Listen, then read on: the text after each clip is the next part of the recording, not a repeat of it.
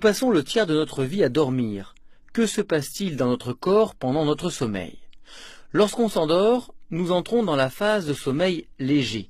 La plupart de nos muscles se détendent, la respiration est bien sûr maintenue grâce aux muscles du diaphragme, en rose.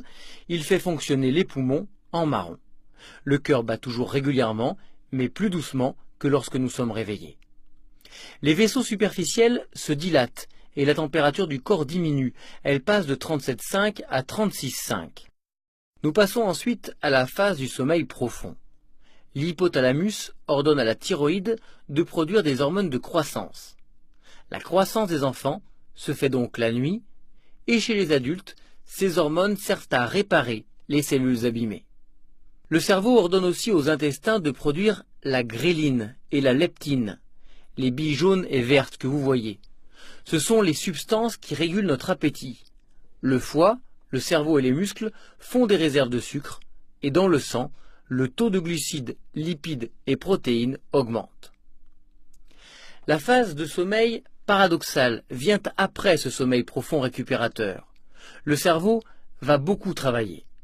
C'est le moment où il fixe nos souvenirs, ce que l'on a appris la veille. C'est aussi la phase des rêves.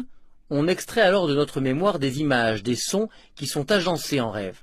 Cette activité reste virtuelle bien sûr car nos muscles ne reçoivent aucun ordre du cerveau. Seuls les muscles des yeux continuent de fonctionner, ainsi que ceux de l'oreille interne.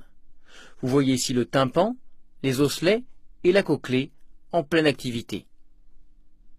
Un cycle de sommeil s'achève avec la fin du sommeil paradoxal. Le cerveau reprend le contrôle des membres. On bouge souvent au début de cette phase. On se retourne dans notre lit.